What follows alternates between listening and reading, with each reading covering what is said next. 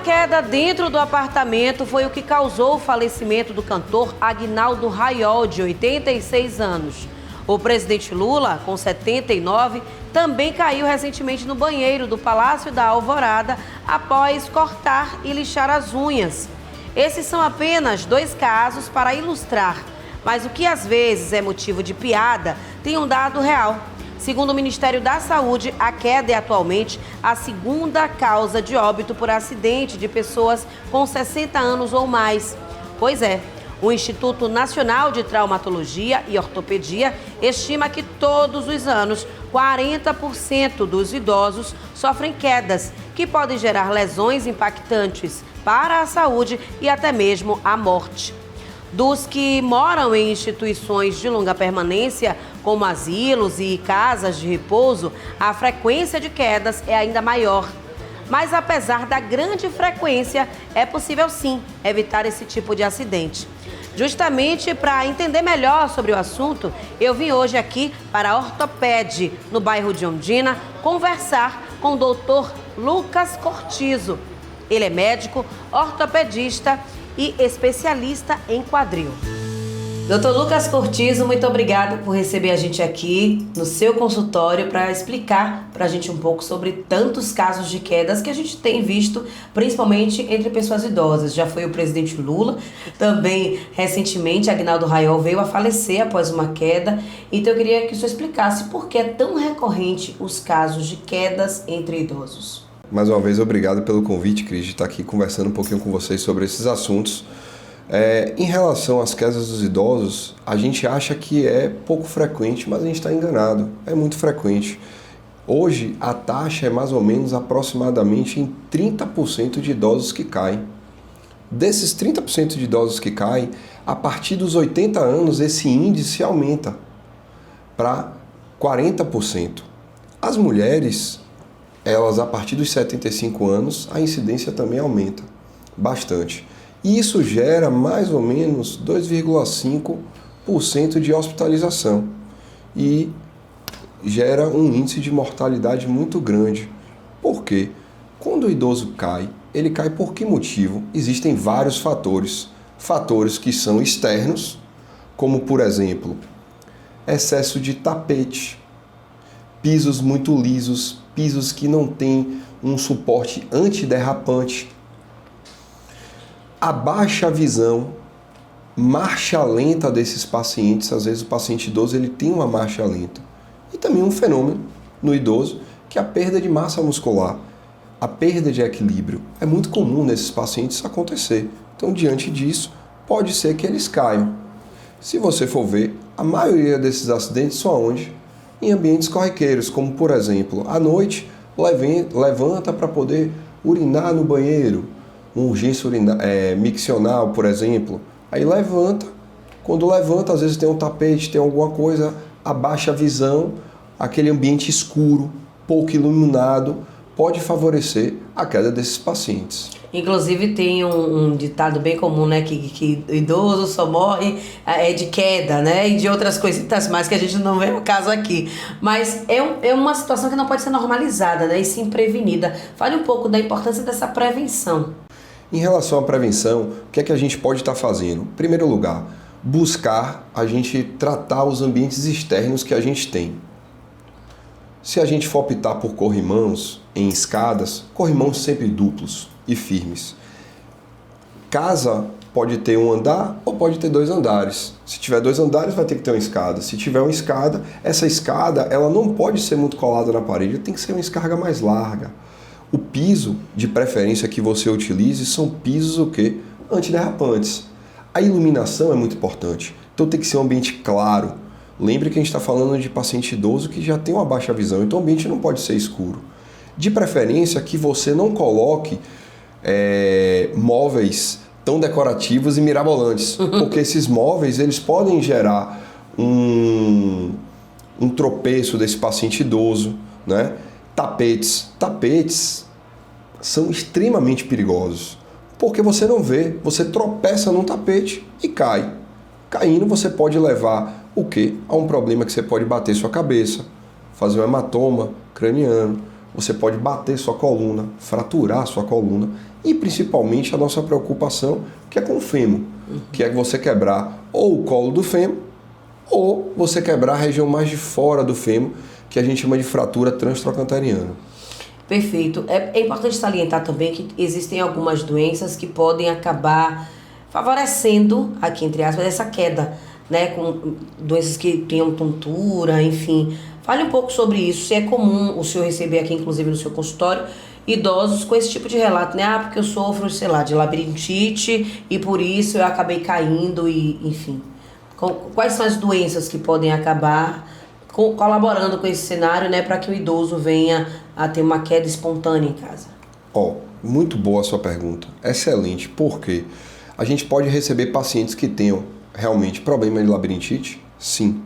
A gente pode ter pacientes que sofrem com glaucoma, com a catarata, qualquer tipo de patologia ocular que dê uma baixa visão? Sim. Algumas patologias neurológicas, como por exemplo a doença de Parkinson. O paciente que tem Parkinson, ele vai ter o quê? Passos pequenos, lentificados, o que favorece esses pacientes a caírem. Pacientes que já tiveram, às vezes, um acidente vascular cerebral, que a gente chama de AVC, ele tem um lado dele já mais fraco, tem uma fraqueza muscular, isso pode sim a favorecer. E o que é que eu acredito? O idoso que não está sendo muito bem manejado. Como assim? O idoso que não está tendo um controle da sua diabetes, porque o diabetes ele pode dar problema ocular, como retinopatia diabética. O idoso que não está tendo consultas frequentes com seu geriatra, por exemplo. Então, ele, do ponto de vista sistêmico, ele não está bem organizado. Isso são, sim, fatores de risco. Então, assim, do ponto de vista de cirurgia do quadril ou de ortopedia, existe um casamento muito grande com o ortopedista e o geriatra. Falando um pouco sobre as formas de tratamento, né? A gente sabe que a pessoa idosa, ela pode ter uma calcificação um pouco mais lenta. Então, como é que se dá esse tratamento? Uma pessoa idosa que vem aqui se queixando de alguma queda, de uma fratura, como é que o senhor organiza esse tratamento com pessoas idosas? Cris, você fez um repertório de perguntas excelentes, viu? Isso que você está perguntando é muito importante. Por quê? A maioria dos pacientes idosos, eles sofrem, às vezes, de uma desmineralização óssea. O que é isso? A osteoporose. Você tem um osso normal, você tem um osso com baixa densidade óssea, que a gente chama de osteopenia, e você tem a osteoporose. Então, se eu for colocar cores, eu tenho a verde, que é normal, o amarelo, que é a osteopenia, e o vermelho, que é a osteoporose. E é assim que a gente solicita um exame chamado densitometria óssea. E as duas regiões que a gente pede nesse exame são coluna e quadril. Muitos desses pacientes idosos, eles fazem uso de medicações para inibir a ação de certas células, que são os osteoclastos, enfim, que são os alendronatos, por exemplo. Eles são medicações que previnem a osteoporose. Quando a gente tem a utilização por muito tempo dessas medicações, nós podemos fazer uma fratura patológica. A gente formou tanto osso que, às vezes, num mecanismo rotacional, num mecanismo simples, que a gente chama de baixa energia, pode fraturar. E se esses pacientes estão usando essas medicações, na grande maioria das vezes, podem fazer com que, por exemplo, no fêmur do paciente, o fêmur do paciente não consolide. Atrasa a consolidação. Então, primeira coisa, mais uma vez, puxando a sardinha um pouquinho para o geriatra. É importante a gente ter um bom geriatra. É importante, como acontece muito em mulheres, uma boa ginecologista, porque a ginecologista faz essa parte endocrinológica das mulheres, tá certo? Essa reposição. E nós, ortopedistas, a gente entra com essas medicações para prevenir a baixa de cálcio, a baixa de vitamina D.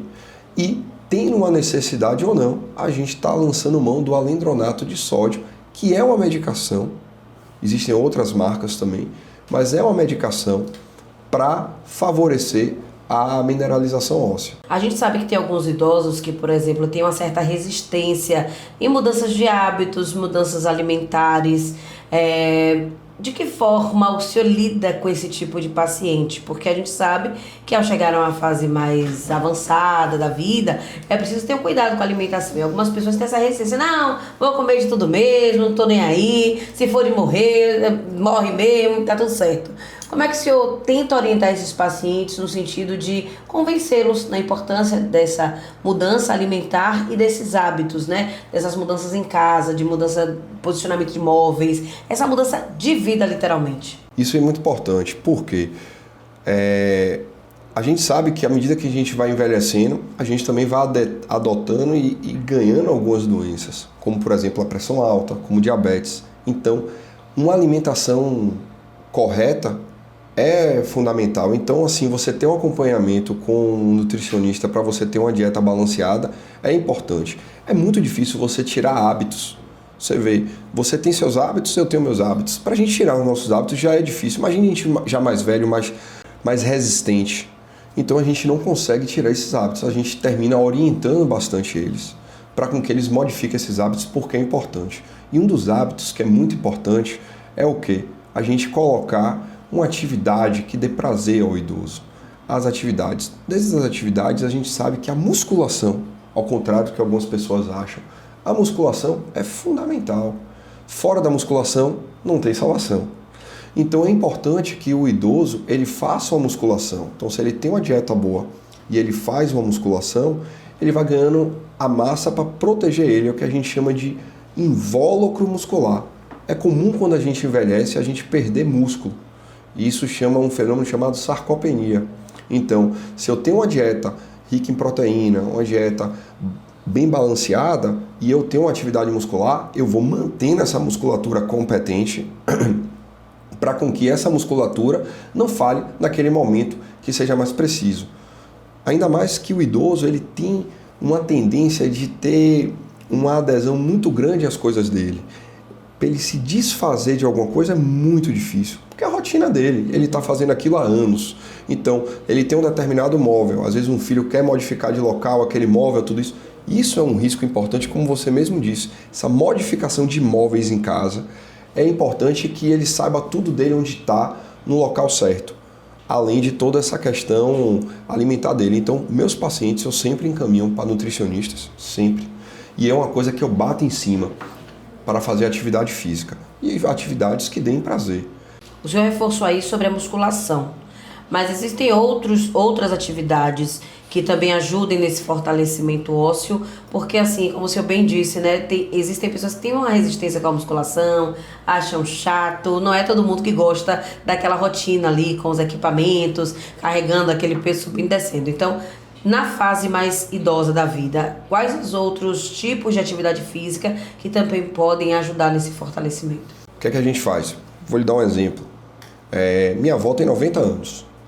Minha avó é extremamente ativa, extremamente resistente. Hoje minha avó faz academia 3 vezes por semana e associado além da academia dela, ela faz uma coisa que eu adoro, que é a prática do Pilates. O Pilates ele termina sendo uma arma no nosso arsenal para o tratamento no idoso. Atividades que tenham o mínimo possível de impacto. Então, por exemplo, turmas de hidroterapia, sensacional para o idoso. É muito bom isso. E uma das coisas que a gente não está falando tanto aqui, que é a fisioterapia. Acho que a fisioterapia é sensacional. Não existe ortopedia, não existe prevenção e cuidado sem fisioterapia. Muitas vezes o paciente passa uma hora comigo no consultório. 1 a 2 vezes. Com o fisioterapeuta, ele tem esse momento 3 vezes na semana. O momento que ele está com o fisioterapeuta é cada vez maior, tá certo?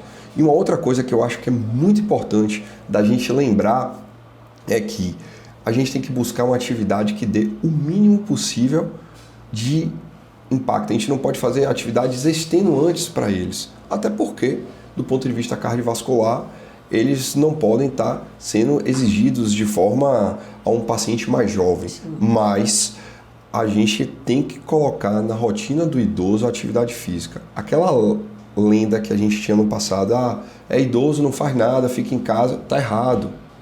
O idoso ele precisa estar muito bem do ponto de vista físico e uma das coisas que para mim é importante é a saúde mental do idoso. Ele precisa estar fazendo atividades que ele se sinta útil, que dê prazer a ele. Então esses grupos, eu acho que são grandes artifícios que a gente pode utilizar. Um grupo de pilates, um grupo de hidroterapia, uma musculação e de preferência que seja acompanhada por um profissional. Ótimo. 2 pontos para a gente salientar nessa questão da prevenção. O cuidado com o tipo de calçado, que eu queria que o senhor falasse um pouco em relação a isso, e também as adaptações que geralmente a gente vê se fazendo em banheiros, com aquelas barras, né, de segurança para os idosos segurarem. Isso também é de suma importância, né? Perfeito, Cris. Olha só, primeiro em relação a calçado. Quanto mais a gente utiliza sapatos e calçados mais baixos, bom, ótimo. Mas a gente tem que saber o quanto baixo é esse calçado. A gente precisa ter tênis de preferências ou sandálias que sejam mais confortáveis, mas solados mais rígidos. E evitar aqueles tipos de calçado que a gente coloca o pé, como por exemplo, uma Havaiana. Vou dar um exemplo, uma sandália tipo Havaiana. A Havaiana é excelente, é uma sandália que é ótima. Mas assim, a gente tem que saber onde a gente tem que estar utilizando ela, porque ela é muito flexível. E às vezes um calçado desse que a gente coloca o pé pode dobrar e promover uma queda. Então a gente fala, vamos utilizar uma sandália tipo Anabela, a plataforma para a mulher. Se eu falar isso para minha avó, eu vou tirar o meu salto. Vaidosa. Pois é, ela não vai querer fazer isso. Mas assim, a gente sempre orienta que tenham sido calçados como que a região de trás do pé, que a gente chama de retropé, que ela tem um tamanho de 2 até 4 centímetros e a frente de 2 a 4 centímetros. Então a Anabela ou sandália angélica. Para os homens, a gente também vai buscar o quê? Que ele utilize mais tênis. E evitar aquelas sandálias de colocar o pé e que sejam muito flexíveis. Se ela for flexível na frente do pé, ela pode dobrar. Então os tênis são as nossas tipos de calçados de preferência. Em relação aos nossos ambientes que estamos dentro de casa, né, que você falou dos banheiros, as barras de segurança são fundamentais. E a disposição dessas barras, elas têm que estar sempre sempre ortogonais de um lado e do outro, tanto no assento como dentro do box. Outra coisa, de preferência, se você puder colocar pisos antiderrapantes, e sim, se você quiser botar um tapete, de preferência um tapete antiderrapante. As cadeiras de banho são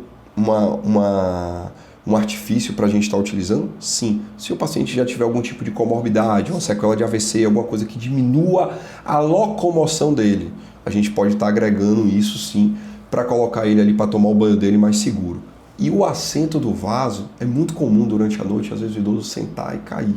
É importante que a gente adapte esse vaso. De preferência, vasos mais elevados. Existem vários tipos de adaptação. Se você buscar uma empresa hoje disso aqui, ela vai adaptar todo o seu banheiro e todo o seu quarto para isso. Uma recomendação também constante para os idosos é tomar um pouco de sol diariamente. Por quê? O que é que acontece? Hoje a gente fala bastante sobre vitamina D. A vitamina D a gente pode conseguir ela de várias formas. De forma oral, mas a transformação dela se dá por cima de reações que acontecem na pele. E o sol é um catalisador disso.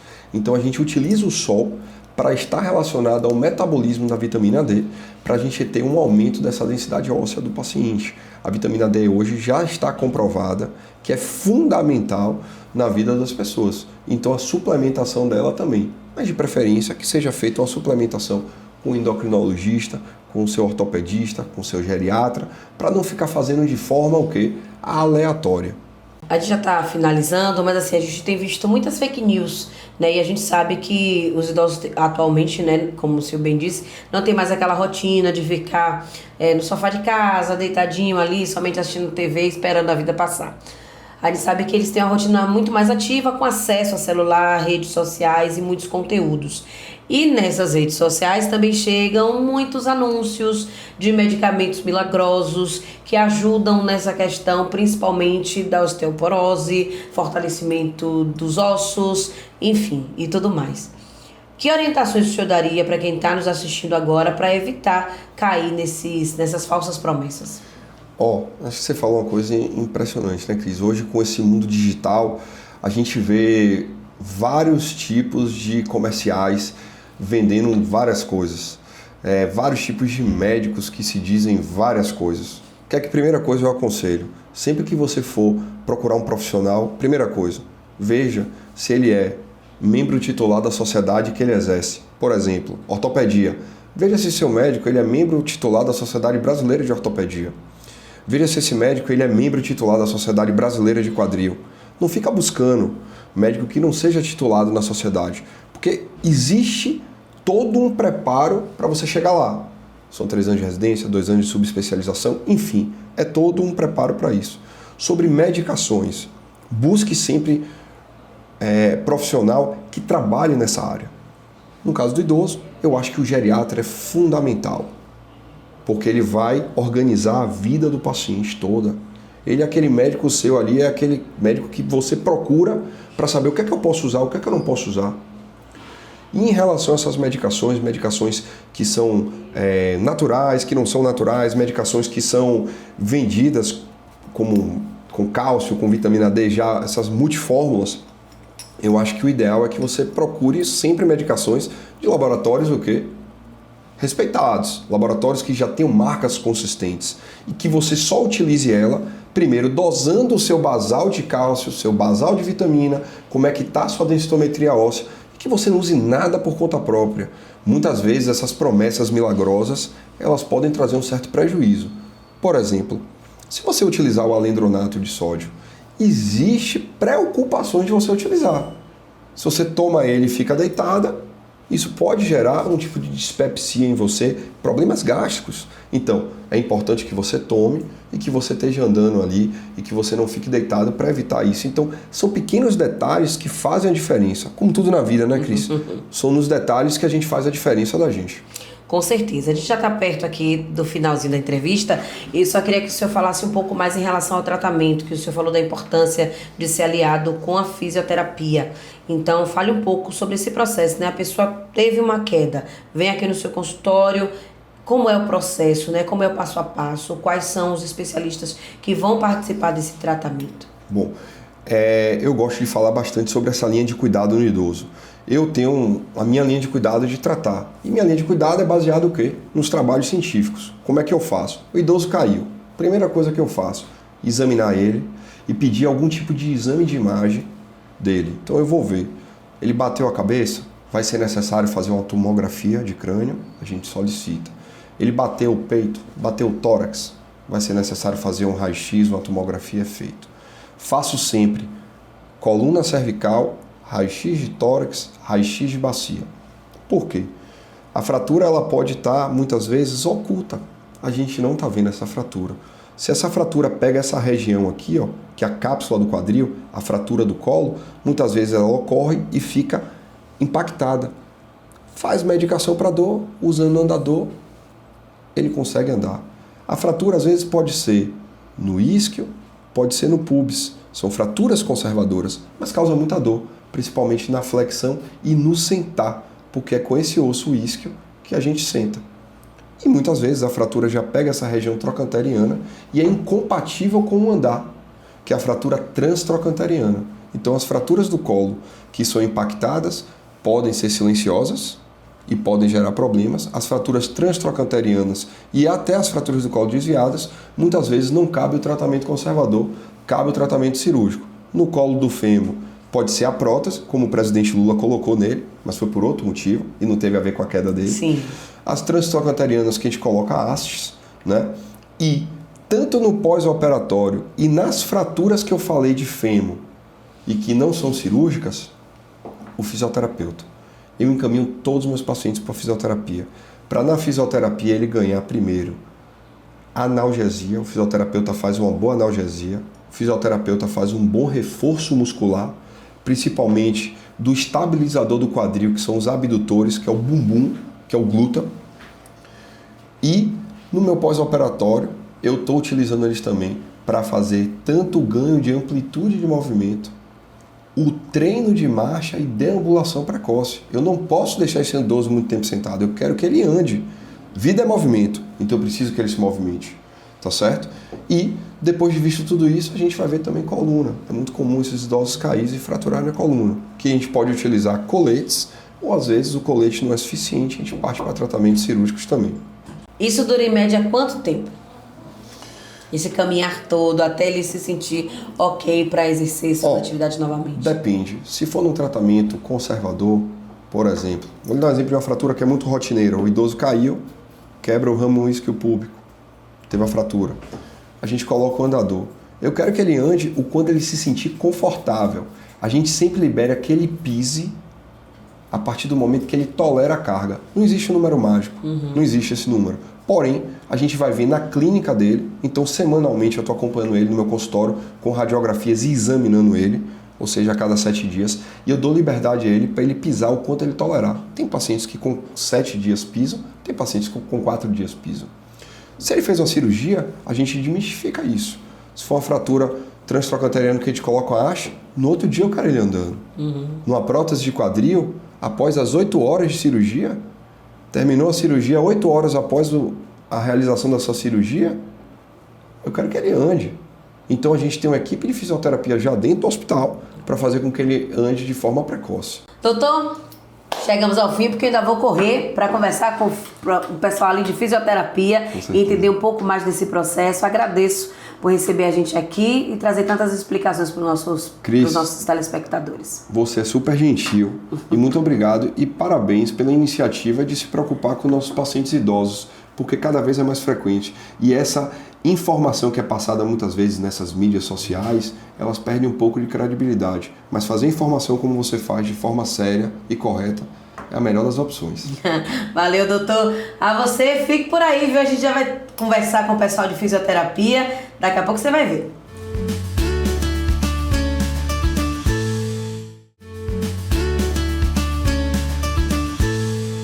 No bloco anterior, falamos sobre quedas, principalmente de pessoas idosas, e também como evitá-las. Depois de conversar com o Dr. Lucas Cortizo, agora é a vez de falarmos sobre a importância da fisioterapia para resolver problemas ortopédicos, tratar pacientes graves internados nos hospitais e até mesmo para os idosos terem uma melhor qualidade de vida. E para entender um pouquinho mais sobre a importância da fisioterapia, é que eu vim aqui até a Periodize Saúde e Bem-Estar para conversar com uma especialista no assunto. Vamos lá? Pronto, eu já estou aqui com Maria Lua Mota, ela que é fisioterapeuta e vai conversar um pouco com a gente, explicando como é que se dá esse processo da fisioterapia, principalmente em casos de quedas de idosos. Maria Lua, primeiramente, muito obrigada por nos receber aqui. E eu queria que você começasse explicando um pouco sobre a fisioterapia em si.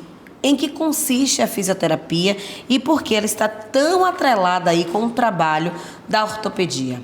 Certo. A fisioterapia, ela se baseia em movimento, né? Então, assim, o ser humano nasceu para se movimentar. Então, todas as profissões de saúde, elas estão entrelaçadas. Quando a gente pensa em ortopedia, a gente pensa mais nessa parte estrutural, mecânica, né? Mas o corpo é movimento. Sim. A gente precisa de movimento para viver, para sobreviver. Desde nossos primórdios a gente já sabia disso. Então, a fisioterapia, ela está tão atrelada à ortopedia, vamos dizer assim, anda lado a lado, justamente porque a gente reabilita, a gente dá a possibilidade do movimento. Trabalhamos, reabilitamos com o movimento. Agora, tem vários tipos, né, de fisioterapia, Sim. respiratória. Explica um pouco, assim, bem geral, de uma forma bem geral, bem resumida, um pouquinho de cada uma. Pronto. Assim como na área de saúde, na medicina, né, vamos dizer assim, a gente tem as especialidades. Na fisioterapia, a gente também tem as especialidades para cada área. Temos a fisioterapia cardiorrespiratória, que reabilita essa parte de pessoas que têm, por exemplo, um infarto. Sofreu um infarto e precisa fazer uma reabilitação cardíaca. A fisioterapia trabalha também com essa parte. A gente tem a fisioterapia neurofuncional, que são os pacientes que têm alguns acometimentos neurológicos, né? Demência, Parkinson, AVC. Temos a fisioterapia que a gente chama de músculo-esquelética, né? Que seria mais conhecida como ortopédica, que trabalha com atleta, que trabalha com essa reabilitação mais próxima da ortopedia, vamos dizer assim, mas não necessariamente é fisioterapia ortopédica. A gente chama mais de músculo-esquelética, porque a gente trabalha com o movimento. E tem vários outros tipos na área fisioterapia, né? A gente tem dermatofuncional, a gente tem gerontológica. Então, a demanda para cada especificidade a gente tem uma área, certo? Quem é acometido por alguma doença, como um AVC, alguma coisa assim, também precisa em algum momento fazer fisioterapia? Quem fica acamado muito tempo, por exemplo? Precisa, fundamental. Pós-AVC, a gente precisa recuperar, trazer, reabilitar essa pessoa para o seu convívio, né? O seu dia a dia. A gente vai ter limitações a depender da extensão dessa lesão, né? A gente vai avaliar esse paciente, vai ver como é que ele está, vai ver o acometimento, né? Como é que ele vai ficar após o AVC e a gente vai reabilitar ele nesse processo. Mas isso depende muito do tempo que a pessoa foi para o hospital, se ela conseguiu fazer os procedimentos da maneira correta, essa parte neurológica, né? Então, assim, reabilitação pós-AVC é regra. Paciente acamado, ele precisa. A gente não vai conseguir, muitas vezes, que o paciente esteja ativo na fisioterapia. Mas o fisioterapeuta, ele faz mobilizações passivas. Ele vai tentar sentar o paciente, ele vai mobilizar o membro inferior, o membro superior, ele vai trazer movimento para aquele paciente, vai posicionar ele na cama, né? Para poder evitar as escaras, as feridas que acabam ocorrendo no processo de internação muito longo. Entendi. Agora vamos focar um pouquinho nos idosos, né? Que você já citou um pouquinho aí no início, falando dos tipos de fisioterapia existentes, já tem aquelas específicas para esse público. Mas também é possível desempenhar uma fisioterapia preventiva. Primeiro vamos falar sobre ela. Por que ela é tão importante para os idosos? Porque é importante que o idoso venha, procure um fisioterapeuta para começar a fazer certos tipos de exercícios nessa fase idosa. Pronto, vamos lá. Prevenção, o nome já diz, né? É você prevenir que algo pior aconteça. As quedas, elas são a segunda maior causa de morte no mundo de idosos. Então, quando a gente previne, quando a gente avalia um paciente idoso e a gente consegue predizer, a partir daquela avaliação, que ele tem um risco de queda aumentado, a gente vai reabilitar ele, treinar ele, dar condição a ele de evitar uma queda. Pode acontecer? Pode acontecer. Isso não, a gente não consegue dizer, você fazendo isso aqui, você vai ficar isento de cair. A gente não tem como dar essa segurança.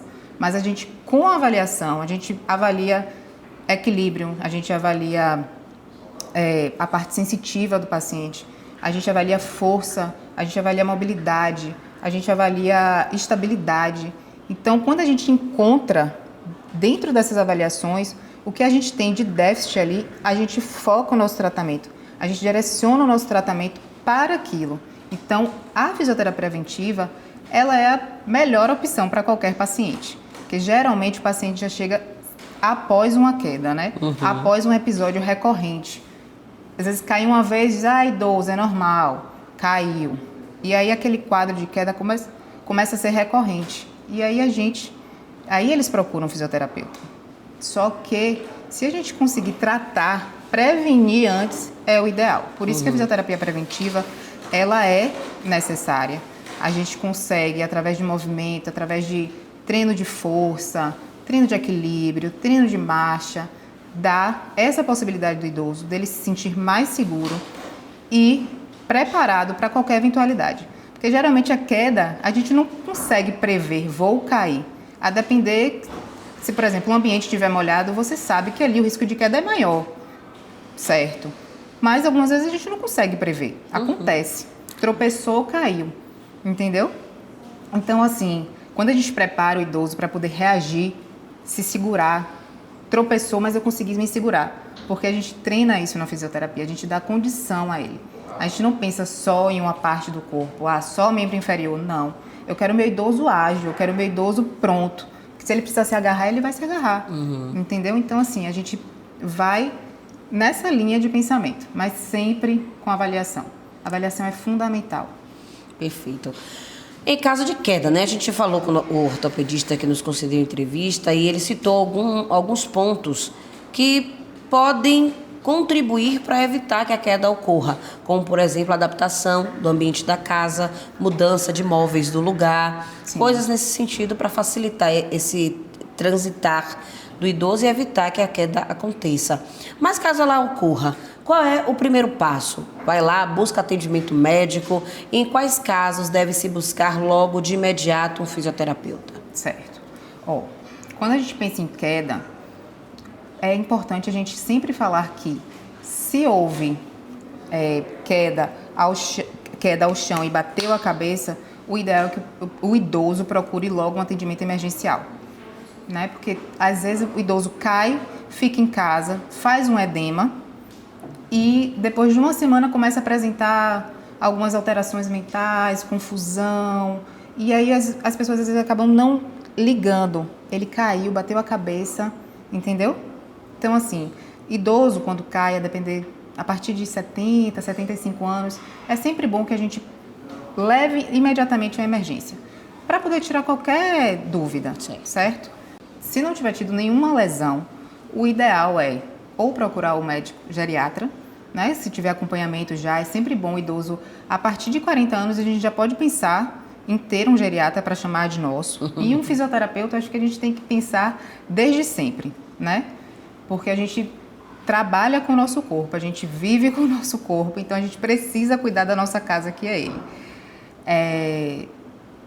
E procurar o fisioterapeuta imediatamente. Não ficar esperando muito tempo entre uma consulta médica com ortopedista ou com geriatra para poder tomar a decisão de fazer o atendimento fisioterapêutico. Procurar para poder ser avaliado, para poder entender por que essa queda está acontecendo, se tem medo, se essa queda foi por uma causa previsível, se já tem alguma doença de base, hipertensão, diabetes, né?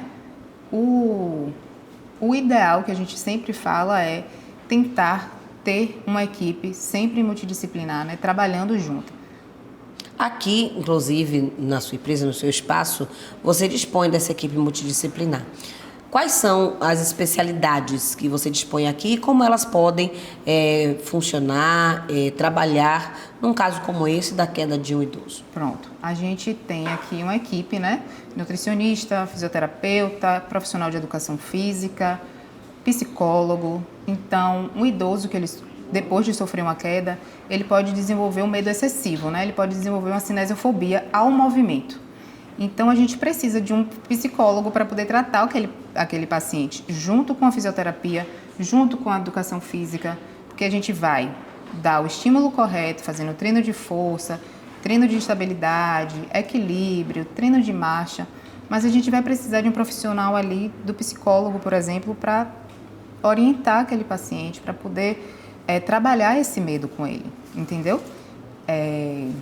O nutricionista é fundamental, porque às vezes o idoso, ele acaba se movimentando pouco, ele acaba fazendo uma ingestão menor de nutrientes durante o dia, porque você fica mais tempo sentado, você sente menos fome e se alimenta menos, bebe pouca água. Então, a equipe, né, vai direcionar esse idoso. Precisa se alimentar mais, precisa comer isso, precisa suplementar.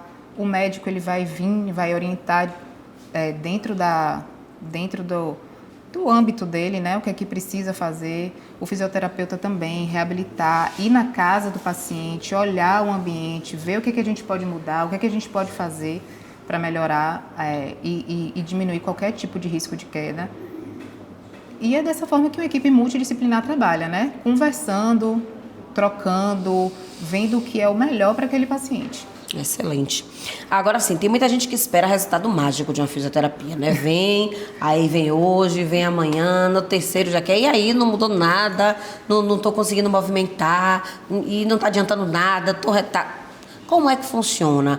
Existe um tempo médio para que esses movimentos possam ser retomados ou isso varia de acordo com a idade ou com a lesão sofrida por esse paciente? Depende da demanda que o paciente traga para a gente, né? tem demandas para fisioterapia que a gente vai conseguir reabilitar o paciente em 8 sessões, vai dar alta para ele e vai pedir que ele venha a cada mês para a gente poder reavaliar, ver se está tudo bem. Sim. Tem alguns pacientes que eles vão precisar fazer da fisioterapia uma coisa presente na vida, né?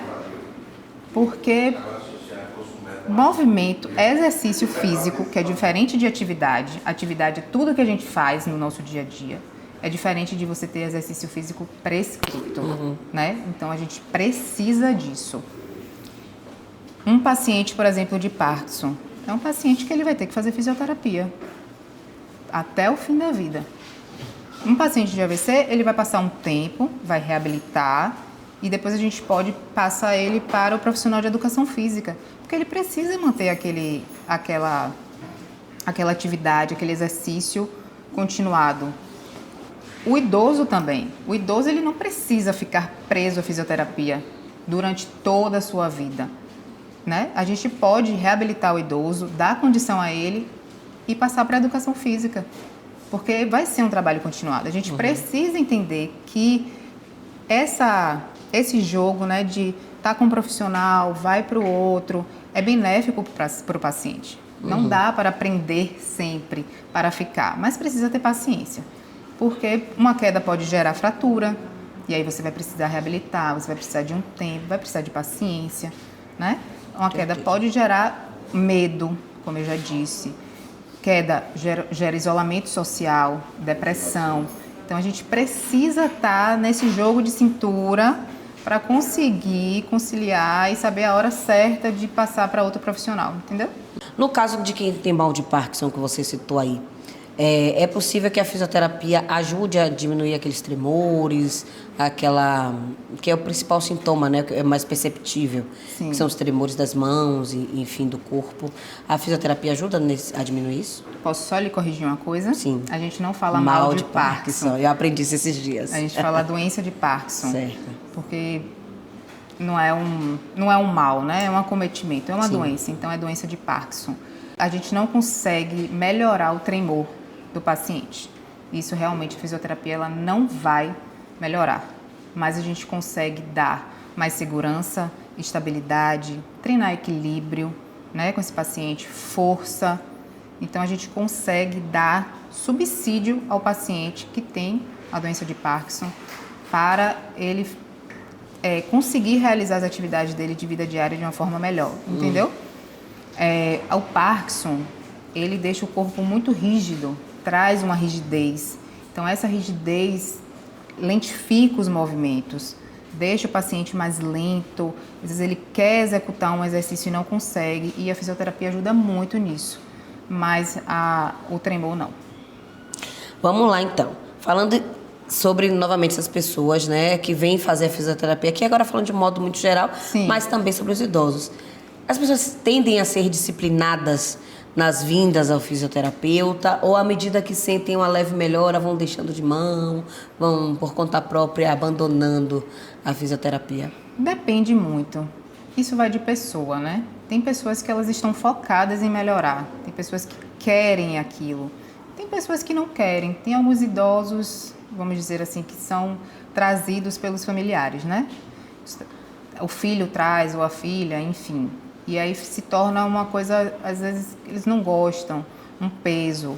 Mas quando você começa a socializar, que o paciente ele vê outras pessoas, acaba se tornando um ambiente muito mais agradável para eles, né? Eles gostam. Então, assim, é muito difícil de dizer. Algumas pessoas, elas vêm em busca de melhorar, reabilitam e saem da fisioterapia. Outras pessoas acabam adotando mesmo a fisioterapia como o exercício dela semanal, diário, ou 2 vezes na semana, 3 vezes na semana. Legal. Entendeu? Agora vamos lá, falando sobre as sessões, né? Após a queda, a pessoa vem, fez o tratamento aqui e começa a retomar sua vida normalmente. Ainda assim, você citou que em alguns casos eles vão precisar fazer a fisioterapia durante algum tempo ou mesmo durante toda a vida. Nesse caso, ele vai precisar ficar vindo a um centro como o seu, né, para uma consulta com o fisioterapeuta, efetivamente, ou existe a possibilidade dele fazer alguns movimentos em casa somente para manutenção da atividade?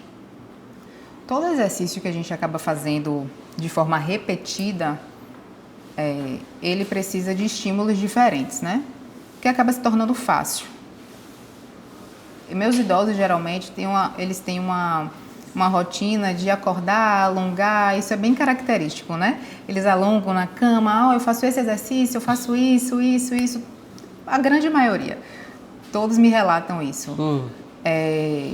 Mas a gente precisa estar sempre perto para poder ver se está executando o exercício de forma correta. Tem coisas que a gente consegue fazer em casa, tem coisas que a gente consegue pedir ao paciente, em casa eu quero que você faça isso, tá? Esse exercício é para casa. Um treino de sentar e levantar da cadeira, por exemplo, né? Ele pode ser feito em casa, mas precisa de acompanhamento. Nem que seja de um familiar, mas é importante que tenha alguém por perto, a depender da demanda do paciente, né? A gente precisa sempre deixar isso bem claro, que tem alguns pacientes que eles são mais ativos, mas que não diminui o risco de queda. O risco de queda ele é igual de um paciente sedentário, por exemplo, porque ele sai mais, se arrisca mais, Sim. tem uma marcha comunitária mais recorrente na vida dele, né? Diferente do idoso sedentário, que pode ir em casa, levantar, desequilibrar e cair. Mas eu sempre falo para meus pacientes que, se puder ter sempre alguém por perto, ter um acompanhamento de um profissional, fisioterapeuta ou educador físico, é o melhor, é o ideal. Exercícios com peso também são indicados para os idosos? Super. Não temos nenhuma contraindicação, inclusive eles são necessários. A gente tem que tirar da cabeça a ideia de que o idoso ele é frágil. O idoso não é frágil. Eu sempre falo, a gente não pode tirar a autonomia do idoso, poder de decisão. Quando você tira a autonomia do idoso, você tira uma parte da vida dele. Porque o idoso é uma pessoa que construiu uma família, trabalhou, viveu uma vida e ainda tem muita vida pela frente, né? Então, assim, o idoso, a gente precisa tirar a ideia. Ele não é frágil. Alguns casos a gente vai ter um idoso mais frágil, a gente vai precisar ter um olhar diferente para o idoso. Mas outros não. Treino de força, resistido, é extremamente importante para o idoso. Pegar peso, sim. Fazer os exercícios, com certeza. Fazer esteira, bicicleta, sem dúvidas nenhuma. Sempre. Todos os meus idosos pegam peso, fazem exercício resistido e eu digo, se não fizer, é pior. A gente já está finalizando, mas eu queria que antes você falasse um pouco sobre a especialização, né? Porque a especialização necessária para se trabalhar com esse público. Fale um pouco disso e dos riscos que pode se correr ao se tentar fazer uma fisioterapia por conta própria. Né? Olhar aqueles exercícios ali na internet, que hoje está na moda, todo mundo consulta Dr. Google. Sim. E aí vai lá, pega uma série de repetições. Não, já vi que no Google esses exercícios aqui são indicados para quem, sei lá, sofreu uma lesão num acidente, então vou fazer esses exercícios. Sim. Fale um pouco sobre esses riscos, né, de uma lesão por conta de exercícios errados, por exemplo. Certo. Para começar, a gente passa 5 anos na faculdade estudando para poder se formar como fisioterapeuta, né? Então, são 5 anos dedicados a entender o corpo humano, a entender como o movimento ele pode reabilitar. Depois, a gente passa por um processo de especialização, que geralmente dura 2 anos, né? São 2 anos de estudando uma área específica para o que a gente quer.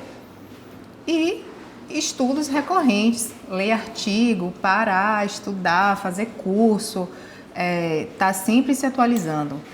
Então, quando uma pessoa que não tem o conhecimento necessário acessa a internet, pega um vídeo e vai fazer o exercício por conta própria, ele não sabe se ele está fazendo correto, ele não sabe como periodizar aquele exercício, porque a periodização ela é fundamental.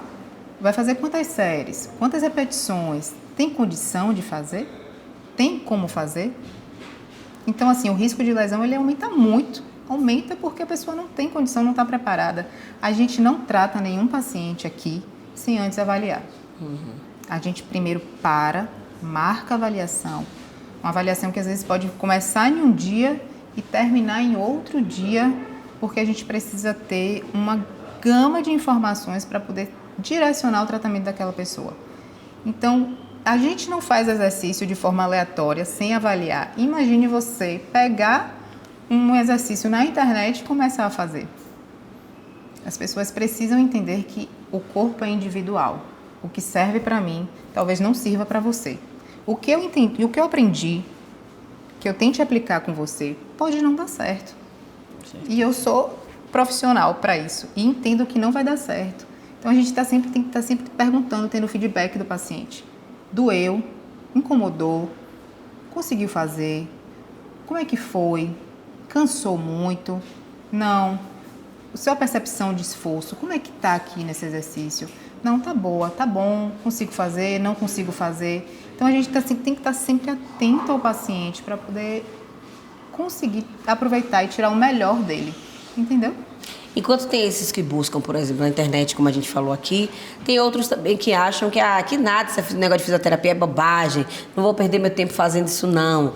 E acaba negligenciando um tratamento que é tão necessário como você está explicando.